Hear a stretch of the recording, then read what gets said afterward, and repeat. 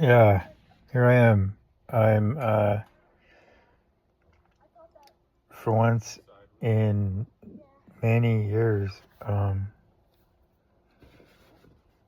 not avoiding a place I used to live and frequent, a park that I used to go to a lot. Um, it brings back a lot of memories that, from where I'm sitting right now. I used to live about 3 or 4 miles from here. I have walked from here to there once. I don't remember why exactly, but my landlord at the time, who's dead now, he was in his lower 80s at the time. That was like 8 or 9 years ago. He was my first like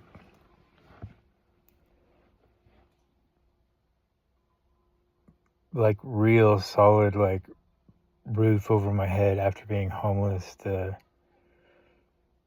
third time, and the third time was the worst. I would have to say. I would say, I mean, basically ruined me as a person, and I mean compared to like how I was 20 years before that, and I mean I maintain like the core of that person, but like on TV, I mean I've never killed anyone, but on TV the writers say like I've seen it in many shows. They're like, yeah, as soon as you kill someone, it changes you forever, blah blah blah. Like those writers probably haven't killed anyone. Probably. I mean, either that or they got away with it. So they don't know. I mean, how would they know? And although obviously, either I've gotten away with it, or I've never killed anyone. But I mean, I feel like the difference between me and like say 1996 when I was at Berkeley, basically, I mean, everyone can potentially be different, 30 years, but I don't really know a lot of people, but I mean, I would think that 30 years kind of just takes whatever you're at and just adds to it. But for me, it just like wiped it out and added a whole new thing. And it's kind of like, I mean, I've also never been in the military, but my understanding is like as soon as you've like been in combat a bunch of times, like not even just basic training, but like you've been in combat, you've seen your comrades die, and you can do nothing about it. Like you've been trying to save them, trying to prevent them from dying, trying to accomplish your mission, whatever, you know, kill them before they kill you, basically, and you're failing. And you got home, and they didn't, and that kind of thing. And I'm not saying like I've been through that at all. I've never been anywhere near a war. But here I am at the park, and I can't. Well, I can, but I'm unwilling to incriminate myself. But I've committed crimes at this park, and not at all. I mean, I could care less about man's laws. I mean, the only reason I care about that is might makes right, and they've got SWAT, the National Guard, FBI, Department of Defense, the president. Not that I've ever gone anywhere near that far, but I hope. I really hope. It's like if only they could break into HIPAA, protected reports of doctors. Like I probably wouldn't be free right now.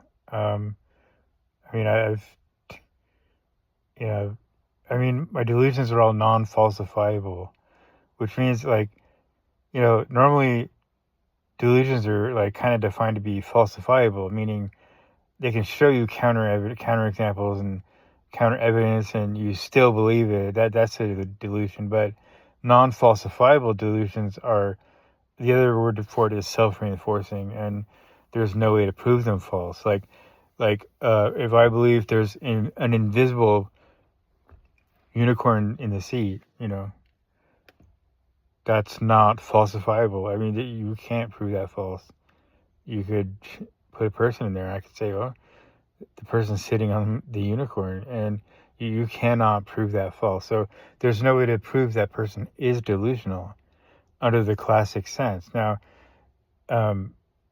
the most fun delusions are not falsifiable. And while I was like in the hospital game,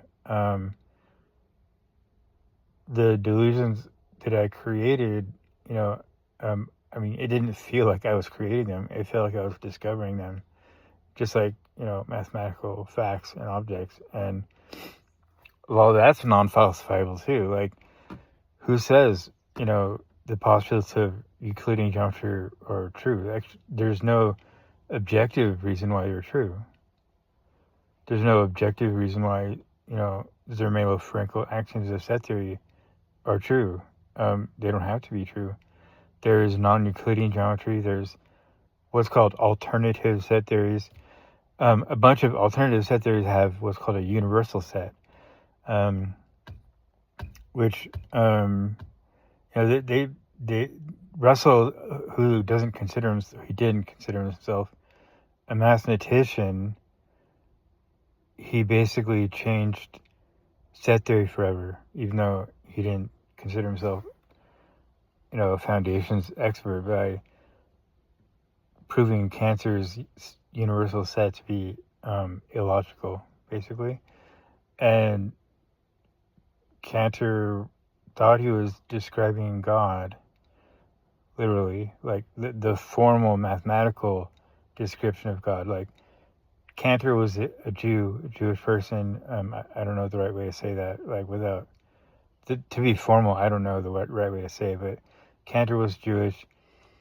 So he wouldn't have said God. He might have said Yahweh. I don't know. Whatever the word was that he used, he thought that his universal set, the set that every other set is an element of, well, Russell said that set's illogical. Like, goes against Aristotle's logic. Aristotle has like 3 rules of logic, and like everybody believes Aristotle's logic, like without knowing, what they are. But like in investigation, like in science or detectives, the whole process of elimination, like if the gold is behind one of 3 doors, you check the first door and the second door. You don't have to check behind the third door. Now, if you've been told there is gold behind one of the doors, one and only one of the doors, okay, or at least one of the doors, you don't even have to check. By process of elimination, that's one of Aristotle's rules of logic. So there's 3 of them. Excluded middle is another one. A statement cannot be simultaneously true and false. There's alternatives to that logic too. Fuzzy logic is an example. And the brakes in elevators, when they stop, when they're descending and they come to a smooth stop, they're using fuzzy logic to do that. Now, because like thermostats in like large buildings, you don't want them to be like turn on the heater like on or off. I don't know if that's common sense, but to me it makes sense. You're going to waste a lot of energy that way. Plus, you're going to end up being way too hot for a while, and way too cold for a while. So modern, I don't know for sure, but according to Wikipedia, like 20 years ago, it said that modern thermostats use fuzzy logic to regulate it, so that, it's not always on, but it's kind of on. It's like a throttle, depending on the temperature, and that's an alternative to Aristotle's logic. So what I'm saying is that even the postulates of geometry are not objectively true. They're like not inviolate. You can violate them. Like if Riemann was a mathematician. In the math world, he's very famous and like extraordinarily famous. And he did some work where he worked on alternatives to Euclidean geometry. He basically looked at what happens when you violate what's called the fifth postulate of Euclid's geometry. And if he never did that, see, he was just thinking like basically for fun, like, to do that. I don't think he had like any practical, like real, like quote unquote real world applications to that. He was just, and I don't think Euclid was either. Like, not really. I mean, he was thinking probably of architecture. Like, he was. I guess geometry literally means to measure the earth. But like, yeah. So Euclid was thinking about practical usage, but I would like to know why Riemann was doing non-Euclidean geometry, because at his time, I don't know, what would that be useful for? I mean, so he was doing what was called curved Riemannian manifolds, and the reason why that's important now is that Einstein based his entire general relativity on Riemann's non-Euclidean geometry. So, like, if nobody tinkered with Euclid's postulates, Einstein would have had to basically invent or discover, I should say, what Riemann discovered, what all Riemann discovered first, and then general relativity. I don't think he would have been able to do that.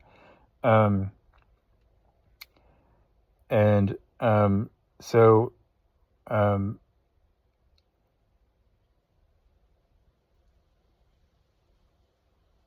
Mann's laws, I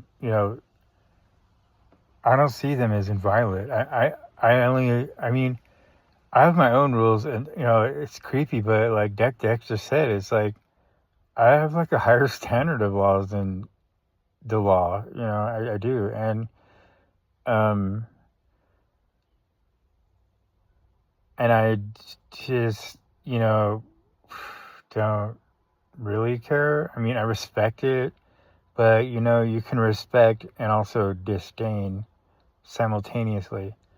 And I respect it because might makes right. They can bring in 20 cop cars and that makes right. They'll just, like in Sacramento, like 8 years ago. I mean, this happens all the time. Like in LA, everywhere. I think everywhere. I mean, I would imagine urban areas with black people. And 8 years ago, I was very close to a riot, and that's kind of scary. I mean, I used to live on a bison ranch, and there was 40 of them, and with kids, and so the mothers were probably going to be protective. And if there was like a car backfire, or like, in fact, they would take off, like, and I didn't know why, and then I would see them change direction for no apparent reason. So I went inside. And even if I went inside, that I don't think that would matter. Like, if they wanted in, like 40 of them, they would get in, and I had no recourse. So if there was a riot, and I was like literally like half of a block away, I was homeless and had no weapons on me, of course, except like rocks. I always walked around with rocks, always, because two reasons. And there was riot police, there was the freeway, I think it was Highway 50 in Sacramento. What they were rioting for, and what's weird is I saw this dude among the rioters twice, and the first time I saw him, he attacked me. And I retaliated, but I was going slow because I held onto my briefcase behind me. I was carrying my briefcase, I think, or maybe I abandoned it. I don't remember, but I didn't want to, because if he had someone with him, then I would have lost my medication, and then I would have really, well, they would have had a problem if I lost my medication. and then I would have had a problem.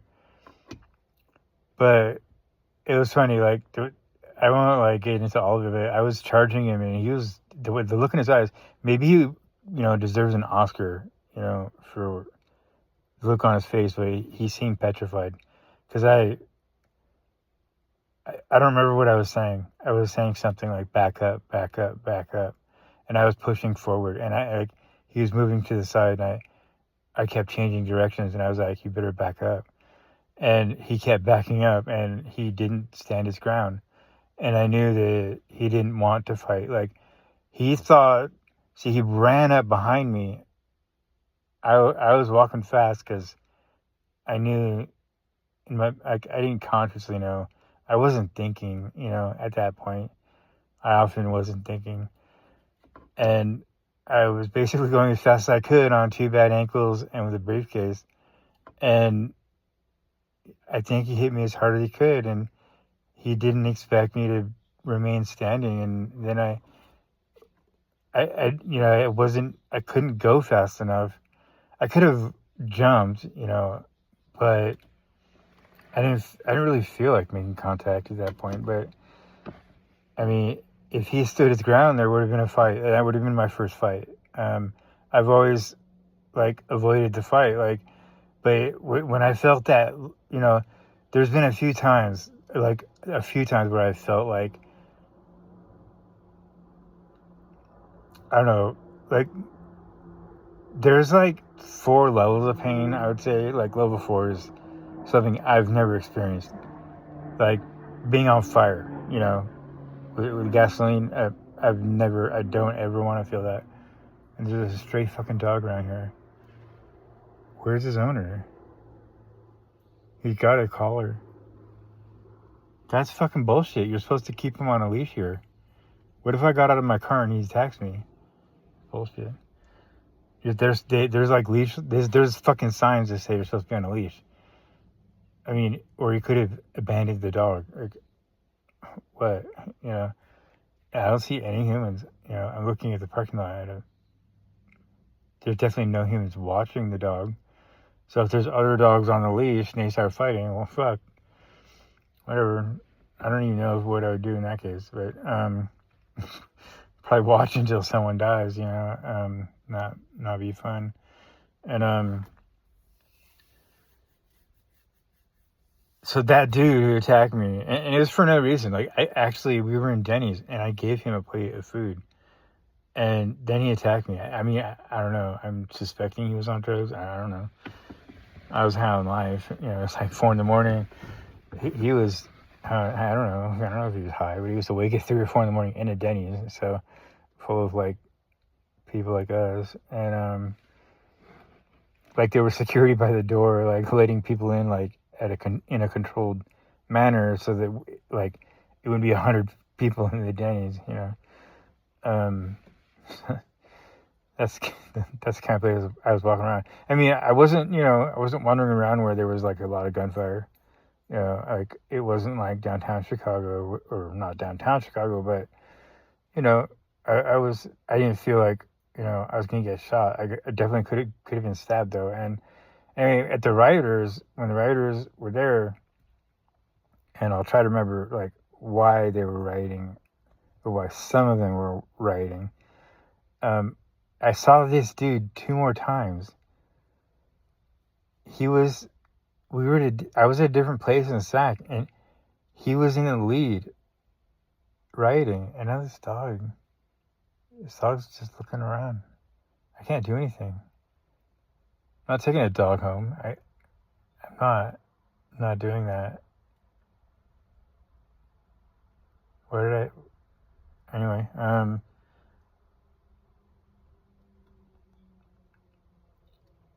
I mean, he doesn't appear to be in distress, but he's looking around a lot, trying to get a scent. And I saw this dude. He was in the lead in the rioting, and they were trying to not touch the police, because then they escalate. When the police get touched, they escalate. And And then another time, I saw him. He was about to carjack someone, and I was just staring at him. And he smiled at me, and I smiled at him, and I just kept watching him though. I don't know like what the fuck he was trying to do, but he was like sweet talking some lady like sitting in her car. Like I don't know what he was planning, but I don't think he was planning on having a conversation. And I don't know. I walked away. It's not my And it's weird that I saw him 3 different times, and um, they were rioting because there was a kid. He was like under 18. I mean, I don't know if you call him a kid. I don't know. He was like 17-ish, maybe 19. I don't know. Definitely under 20. And there was a couple cops, and they decided that they wanted to stop and frisk him and ask him for ID. I don't know much else except he ran instead of complying with whatever they did. Like they claim that's all they said, but who knows what they actually said? Like who knows? And when he ran, they chased him, and between the 2 cops, they put 3 clips into him, and the coroner or medical examiner said that the 7th bullet killed him, and then there was like 10 more bullets after that. So after he was motionless, like there was 10 more bullets. That's why there was a riot. And it turns out what he had possessed on his person was a cell phone. And that's it. He didn't have a knife or a gun. They thought that cell phone, he was desperately trying to call someone. The news said it was his grandmother, but he was desperately trying to call someone. I would think it was his brother, but I'm not sure. I've actually called 911 from inside a hospital before. And I said, someone's keeping me captive. And they yanked that phone off the wall. I'm like, I wanted to hurt people, but I didn't. And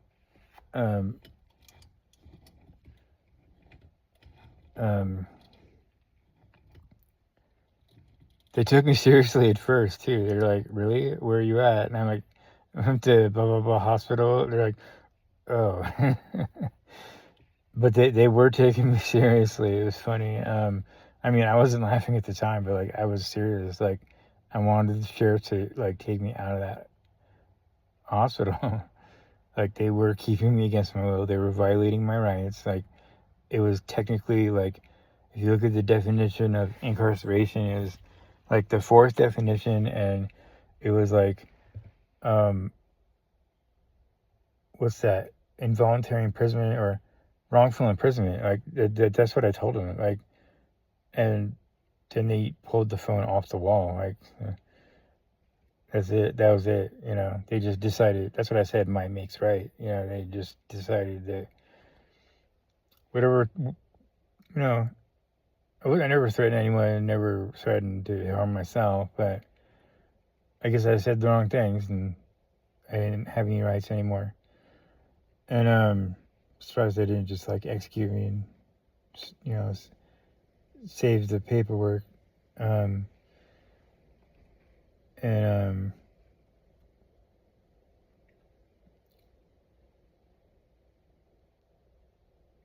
Yeah, so I was like half a block away from rioters, and I should have like left, and went somewhere else. Anyway, after all that bullshit, like, through some sleight of hand, you could say, I end up living 3 miles from where I'm sitting right now. And I haven't been here in roughly 8 years. There's very good reasons for that. The least of which is that I've got really good memories here that I'm never going to have again. And those memories were completely poisoned. And, you know, it, I believe I got the poison out of my system, but I'm not sure. And, but yeah, I'm like 3 miles away from where I used to live. That guy's dead now. Yeah, but yeah, for whatever reason, like, I remember talking too much or a lot, like pressured speech, and like, I wouldn't stop talking. He stopped his car and told me to get the fuck out and walk home. I was like 5 miles from him. I was like 2 miles the other way. So I was further than this, and I did walk home, and I had two bad ankles. Didn't have surgery. Wait, no, I had the surgery, so I was recovering from surgery, and I walked 5 miles, and you know, probably would have been against medical advice, but whatever. I have no ankle pain now, at all. So I mean, it could have healed wrongfully, and that would have been, surgery time again. But yeah, it's been like 8 years since I've been here, and I remember, there's a lot of things. I used to hang out here a lot, like,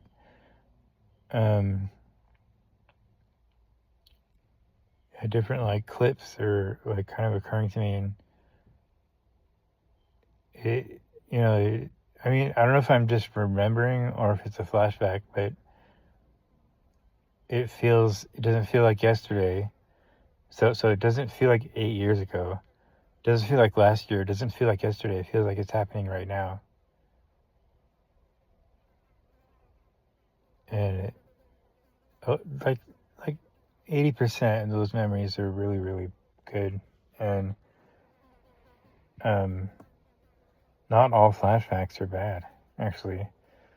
I mean, unless clinically they're supposed to be bad by definition, but not all of my, like, I can have vivid memories that are good. And like 80% of the ones from here are good. I mean, I'm like,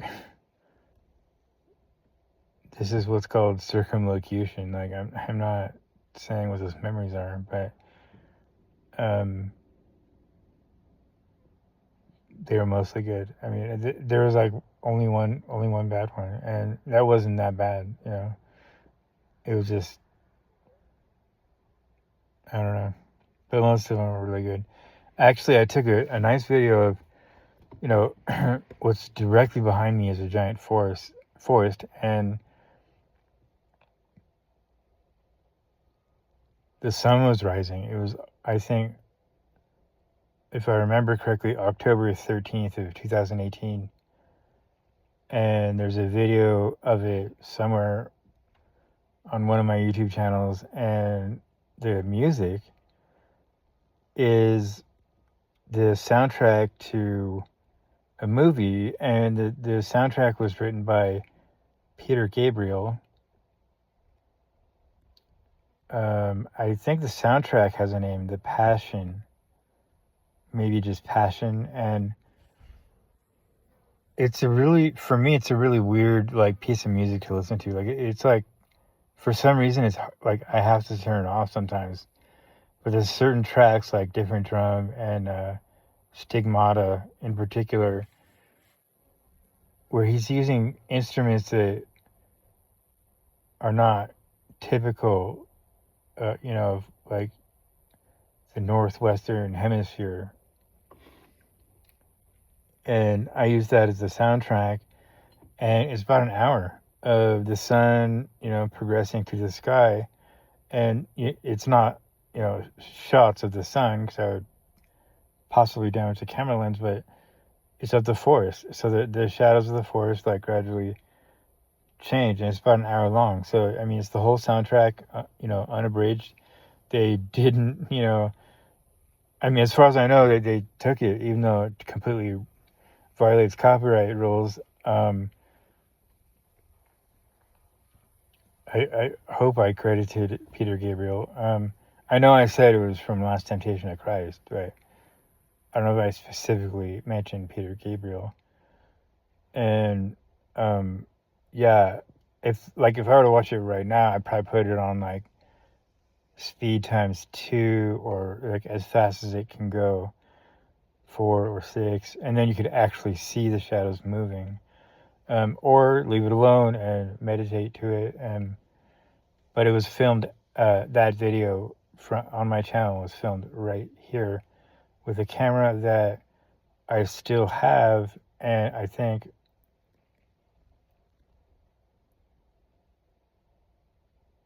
I'm not sure where it is. A couple of months ago, I lost half of my possessions. Or actually more than half of my possessions, which is, fine. I've lost all my possessions before a couple times. Yeah, I always say or think kind of like Fight Club, I don't own those possessions.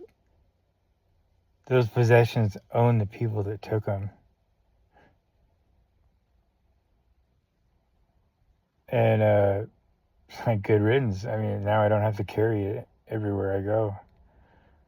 You do now, or I mean, you sell it, great. Whatever you bought with it, you get to carry that, or get high with it, whatever. Try not to give your kids access to those drugs. And so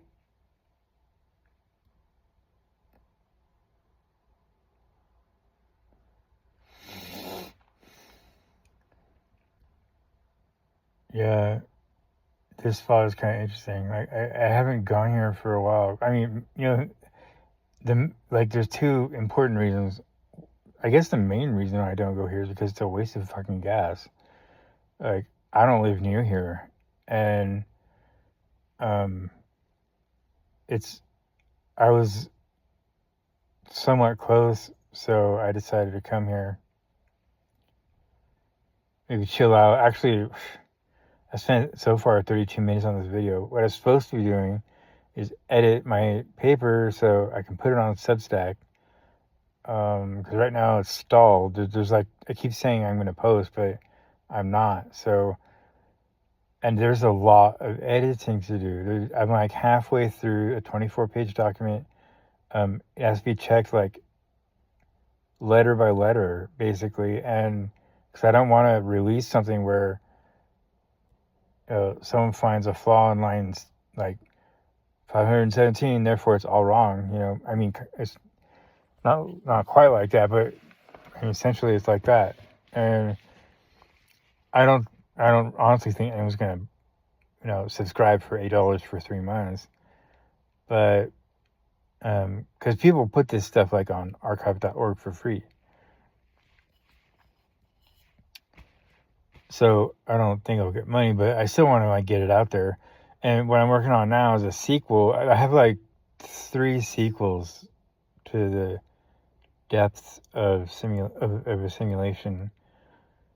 A simulation is basically one automated theorem prover simulating another automated theorem prover, and that means that it, in a sense, emulates the proofs that the other one does. And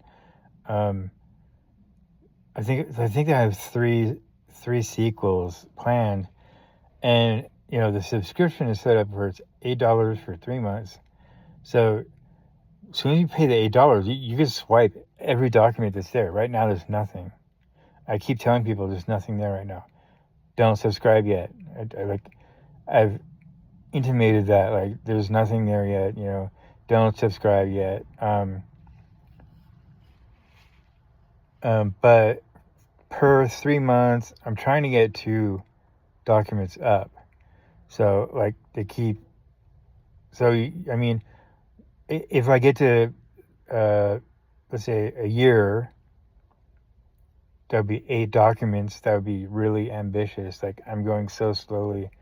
I mean, this will sound lame, but I've got other things I'm doing or spending energy on. Let's say spending energy on, besides editing this damn paper, because I don't think I'm gonna make money on it.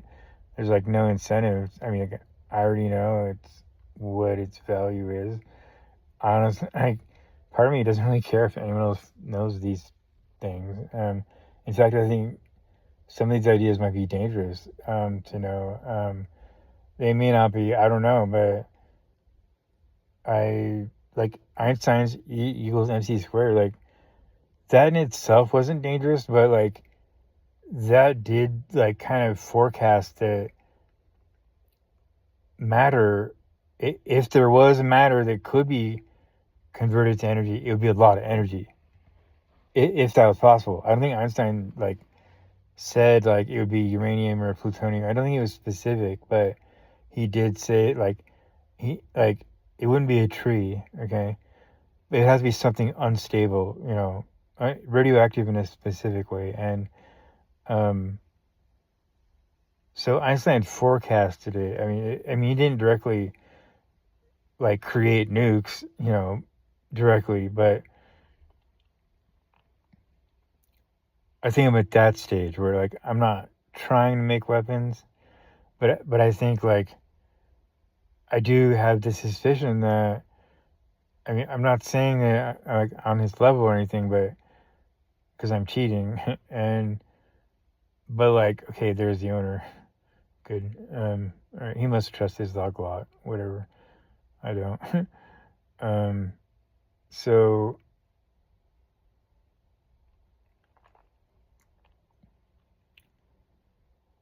I mean the part about automated theorem provers becoming so yeah, okay.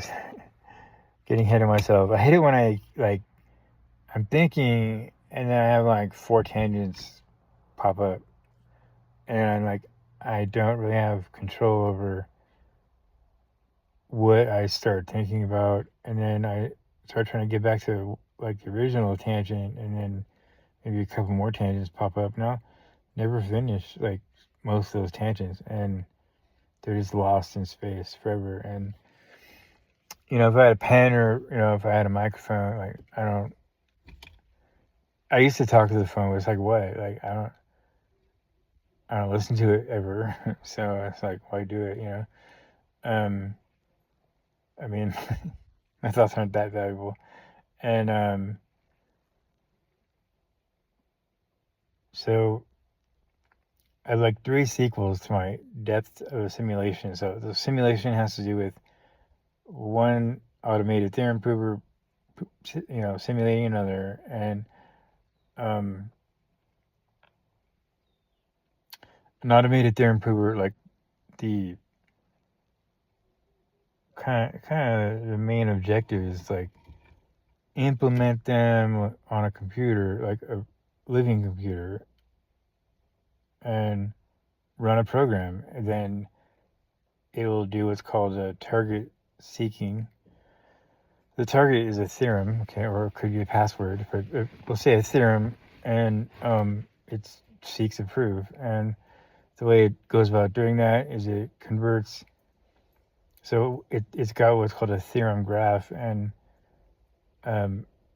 somehow there's a way to convert it to a graph theory problem. And this is just like how do you find the best way to get from San Francisco to LA? Or if your destination is Paris, prove there is no road between San Francisco and Paris. To prove that that isn't a theorem in your system. So like Paris would not be a theorem in that system. So every turn and movement forward is the implementation of an inference rule. And every like intersection on the map is labeled by I guess you could call it a lemma. Okay, it's like an intermediate truth or intermediate theorem. I never use the word lemma. I just call them all theorems. And target seeking is like MapQuest basically, and there are different algorithms in graph theory that are better. The key thing is they're better than brute force. So like looking for a path from San Francisco to LA, brute force would be like try every possible like if you had an intersection, try turning left and right or going forward. Try everything until you get to LA, and then that's one way to get there. That's called brute force, and that's you can prove that's like the slowest way to figure out how to get there.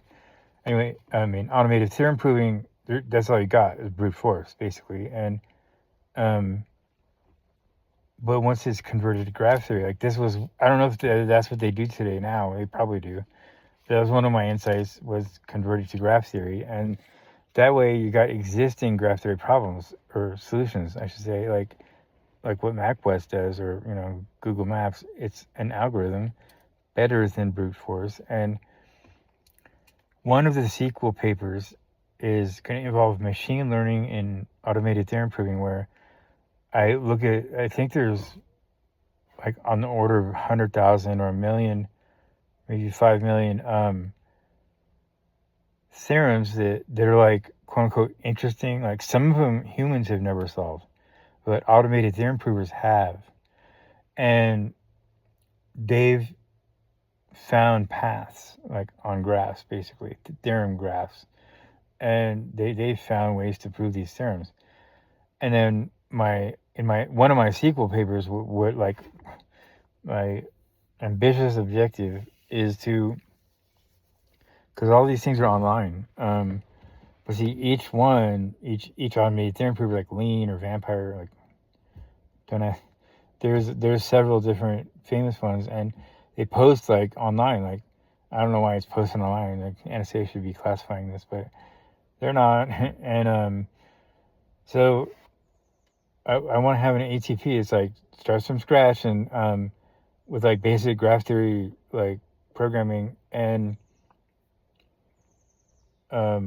learns like how did the other automated theorem provers do it, like in terms of like learning proof heuristics. And these would be called non-deterministic simulations of like their automated theorem provers.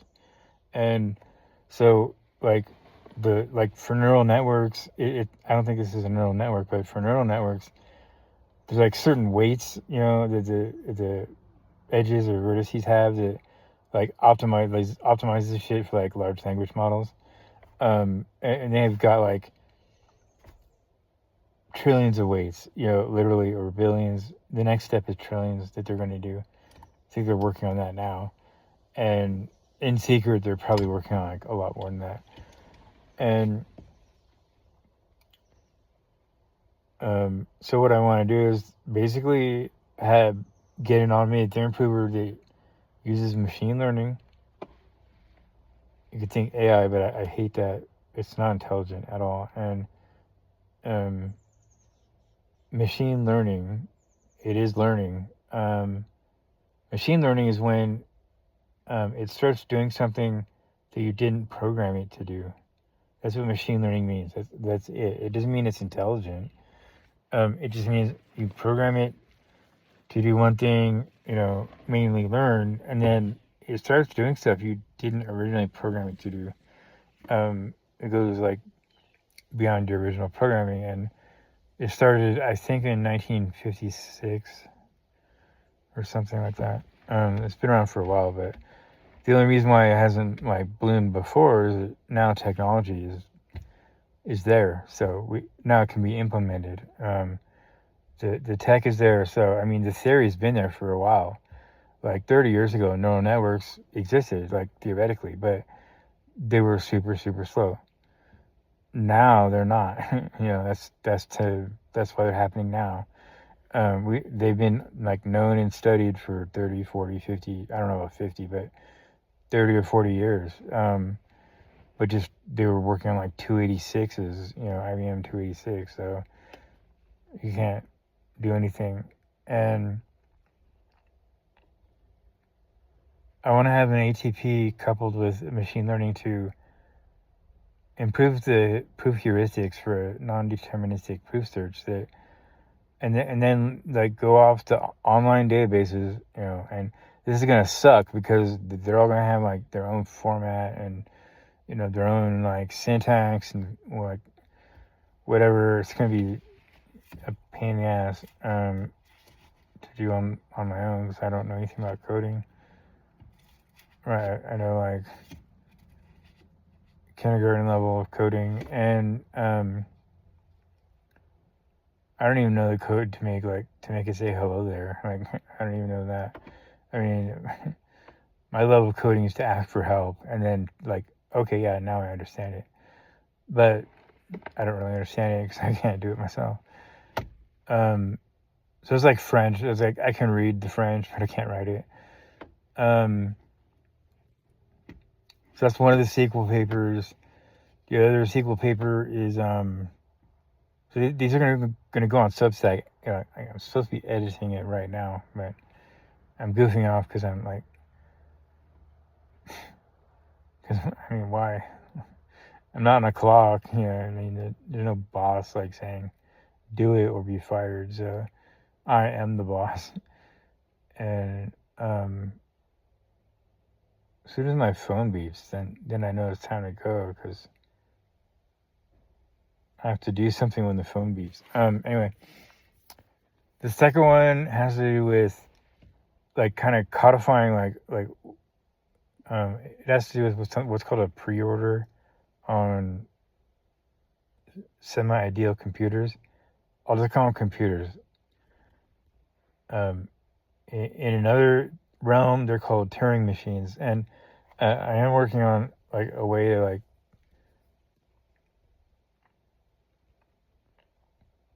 compare my computers to Turing machines in a way where it's supposed to like draw interest to my work, where people who like everyone in like theoretical computer science and like foundational math, whatever, everyone's heard of Turing machines. So if I can like kind of relate the computers that I define to Turing machines somehow, like every semi-ideal computer can simulate every Turing machine, or something. I'm still like playing around with the ideas. Then they'd be like, oh, then these computers are like of interest. I mean, I wouldn't say like anything else than that. Like they're of interest, maybe, and now they would be like of more interest if more is true, and I don't know what's true yet. So the second one involves like what's called a pre-order on computers. That pre-order is simulation, and that pre-order allows you to quotient the set of all computers. It's not a set; it's a class of all computers,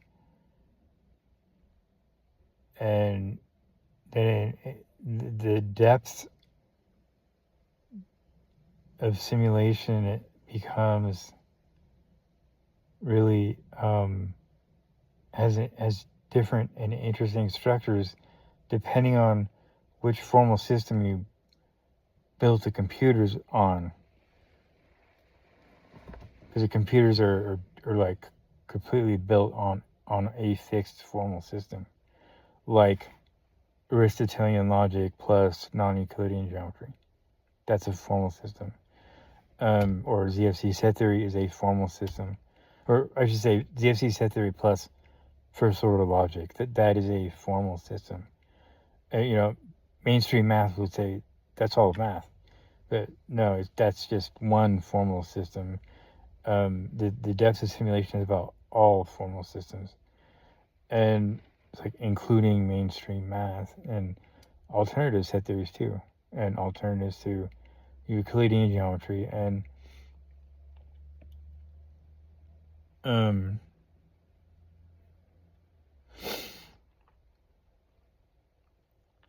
so yeah, that pre-order on the classical computers, I wrote stuff down in a kind of in the zone. I don't like totally understand everything, but like in certain situations, like the depths of simulations are graded by like what's called Turing degrees, and if you want to count how many depths there are, how many depths there are is equal to the cardinality of the set of real numbers. So there are continuum of Turing degrees or continuum of depth in certain like situations, and Turing degrees. I mean, like if you look up Turing degree just by itself, like I mean, and then that was just a natural consequence of computers having a pre-order, and just the pre-order is induced by the notion of simulation. I came up with the idea of simulation like I want to say like 9 years ago, and I mean I had no idea like that it would be important. Actually, I don't even know if it is important, but it's kind of cool. It's like I define it in such a way, and then I define like a deterministic simulation and a non-deterministic simulation. And my hunch is that automated theorem provers are in, like somehow going to be better off if they're non-deterministic, or like non-deterministic simulations are like target seeking where I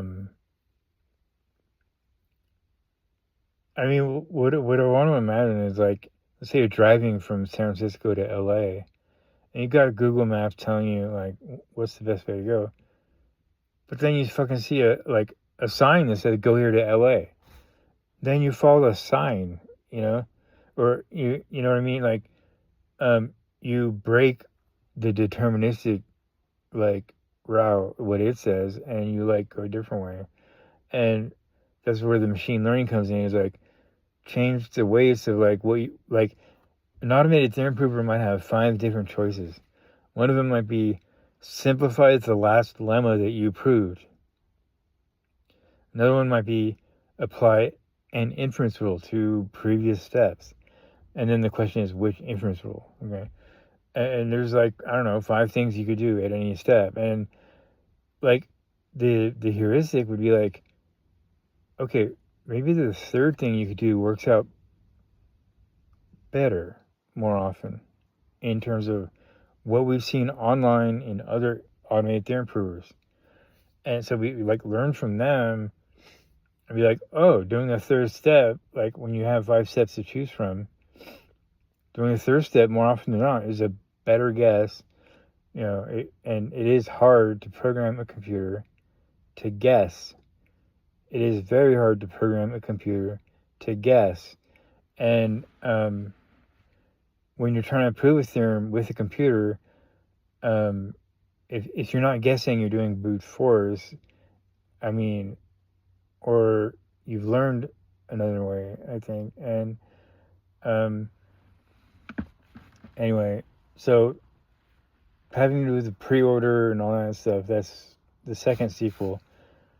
And then the other sequel I started working on yesterday is pretty cool, I think. I read a paper by Max Tegmark, and I'm gonna try to stop this at 1 hour so that I can upload it and like without burning my phone. In 1997, and then he revised it in 98. Max Tegmark submitted a paper to archive.org. Is the theory of everything an ultimate ensemble theory? And that's where he first, I think that's where he first posed the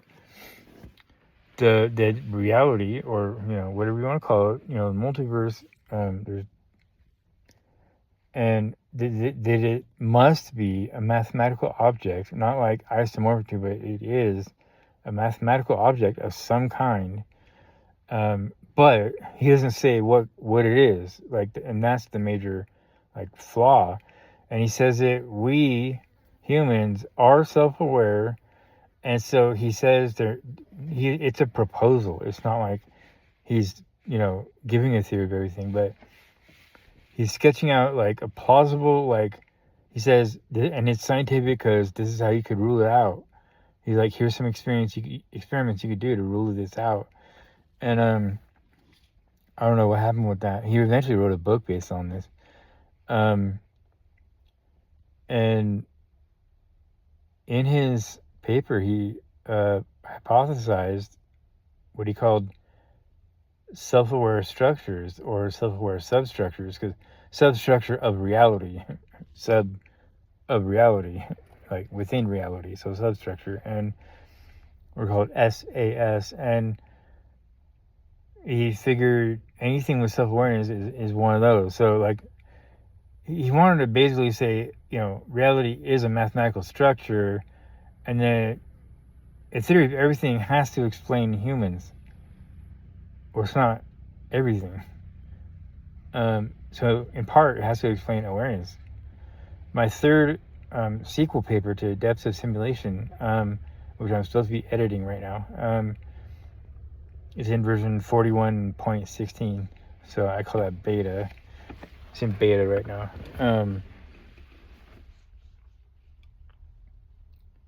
But he never defined or gave any hints. He didn't describe nothing like what SAS is like might look like.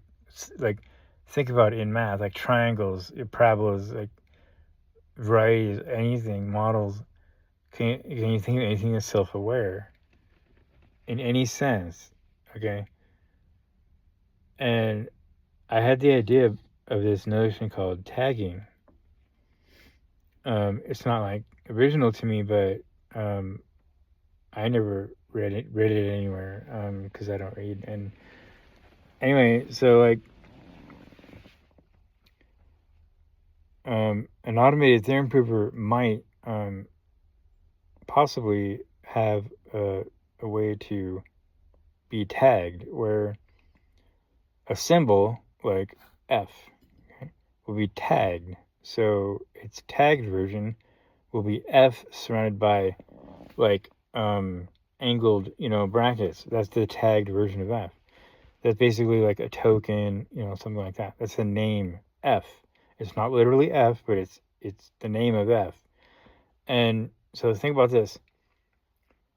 Suppose Picard, no tagging, suppose Picard can prove that tagged Picard is human. Does that mean that Picard has self-awareness?